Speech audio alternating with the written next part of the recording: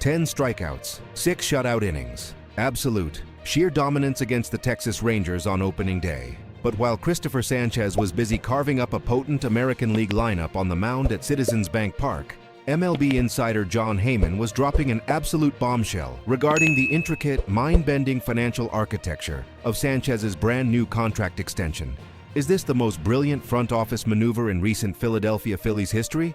Or a massive financial gamble on a pitcher whose arm is suddenly carrying the weight of our World Series expectations? We need to talk about the money, the mechanics, and the masterclass in roster construction that Dave Dombrowski just pulled off. Because the details of this Cristopher Sanchez extension are unlike anything we have seen in recent baseball history.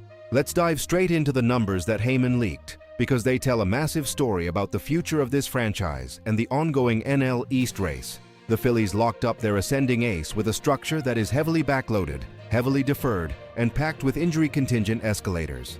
Sanchez gets a $6 million signing bonus right out of the gate. Then, the base salaries look like this: $14 million in 2029 and $15 million in 2030. But here is where Dave Dombrowski's front office wizardry really kicks into high gear. In 2031 and 2032, Sanchez's salary spikes to $27 million per year, but $10 million of that annual salary is deferred. Think about the strategic impact of that for a second. By deferring $20 million total across those 2 seasons, the Phillies are artificially lowering the competitive balance tax hit in the immediate future. Dombrowski is keeping the championship window wide open right now. He is ensuring that managing partner John Middleton's money can be deployed elsewhere, like retaining Kyle Schwarber, which they just did, or paying the massive freight for our elite closer, Jone Duran. But the wildest part of this contract is the 2033 club option. The base of that option is $10 million. However, it escalates to a staggering $32.5 million if Sanchez is not on the injured list for 130 consecutive days between 2031 and 2032. Read that again. The Phillies are essentially saying, Cristopher, if you give us volume, if you stay healthy and take the ball every 5th day for the life of this deal, we will pay you like a top 5 pitcher in baseball. There is also a $1 million trade kicker, which is essentially a moot point, because if Sanchez is pitching well enough to hit those escalators, he is never leaving Philadelphia. This contract is a direct reflection of what Sanchez has become. Let's transition from the boardroom to the diamond, because what we witnessed on opening day was the continuation of a historic breakout. I was sitting there watching that changeup fall off the table against Texas, and it is just mesmerizing. He completely neutralized the Rangers. 6 frames, 0 runs, 10 punchouts. He was painting the corners, tunneling his sinker with that devastating off-speed pitch, and making professional hitters look completely lost at the plate. We have to put into perspective what this 29-year-old left-hander did last season to earn this complex, lucrative extension. In 2025, Cristopher Sanchez didn't just take a step forward, he leaped into the upper echelon of Major League Baseball starting pitchers. He went 13-5 with a microscopic 2.50 ERA. He struck out 212 batters across 202 innings. Do you understand how rare it is in today's game to find a guy who can cross the 200-inning threshold while maintaining a strikeout rate over 9 per 9 innings and an ERA under 3? That is Cy Young caliber production. When you pair that version of Cristopher Sanchez with a veteran bulldog like Zack, you are looking at the most lethal 1-2 punch in the National League. The starting rotation has always been the engine of this team, but Sanchez has transformed it from a great rotation into an absolute buzzsaw. His ground ball rate remains elite, which is a prerequisite when you pitch half your games in the hitter-friendly confines of Citizens Bank Park. He induces weak contact, he limits the walks, and when he needs a swing and a miss, that changeup is a legitimate weapon of mass destruction. But let's be brutally honest for a second, because we can't talk about a brilliant starting pitching performance in Philadelphia without talking about the heart palpitations that inevitably follow in the late innings. The 5-3 opening day victory was a perfect microcosm of the Phillies' experience. Sanchez hands over a pristine shutout, the offense does its job. Shout out to Alec Boehm and Kyle Schwarber for driving in all 5 runs, and then the bullpen door swings open. Philly fans know exactly what I'm talking about. The PTSD is real. Young reliever Kyle Backus comes into the game in the top of the 9th, and suddenly the strike zone shrinks, the command vanishes, and he gives up 3 runs to Texas. You could feel the collective groan echoing across the Delaware Valley. It took Rob Thompson pulling the ripcord and bringing in Jone Duran to finally slam the door and secure the win. This is exactly why the Cristopher Sanchez extension, and specifically those health and volume escalators, are so vital. The Phillies bullpen, despite Dombrowski's constant tinkering and massive investments, remains a volatile ecosystem.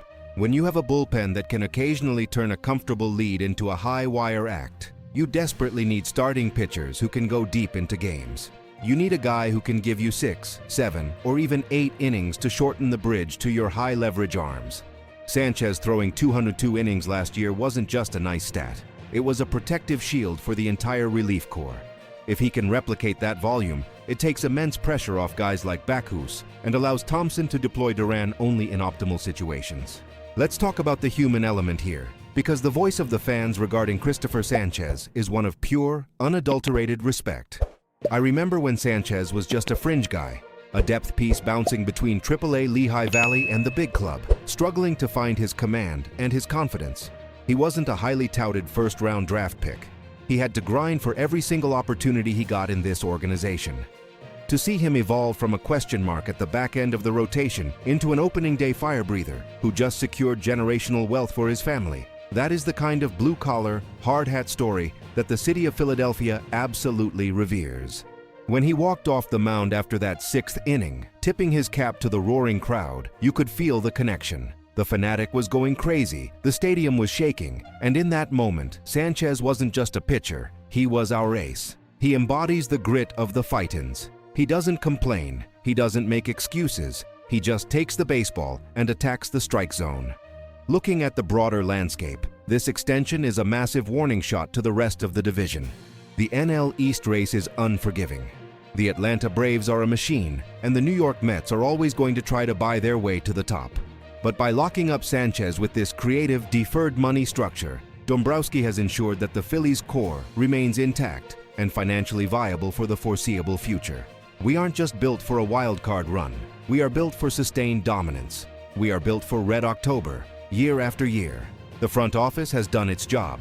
They drafted, developed, and now extended a homegrown ace. They structured the deal to protect the team's long-term payroll flexibility while rewarding the player for durability and elite performance. Now, the pressure shifts entirely to the field. Can Sanchez prove that 2025 wasn't a fluke? Can he carry the weight of a $30 million plus option year? If opening day was any indication, the answer is a resounding, emphatic yes. He didn't look like a guy resting on his laurels after getting paid. He looked like a guy who wants a Cy Young Award and a World Series ring. I want to know exactly where you guys stand on this complex contract and this opening day performance. Do you love the deferred money structure that Dombrowski put together? Or do you worry about the back end of this deal in 2031 and 2032? And how high is your anxiety level with this bullpen right now after that 9th inning scare? Get down in the comments right now and let your voice be heard. If you believe Cristopher Sanchez is going to win the Cy Young this year, I want you to type "ring the bell" in the comments below. Make sure you smash that like button, hit subscribe, and turn on those notifications so you never miss a single deep dive, rumor, or post-game breakdown here on the Fightin Phils report. We are just getting started, Philadelphia. Let's go, Phils.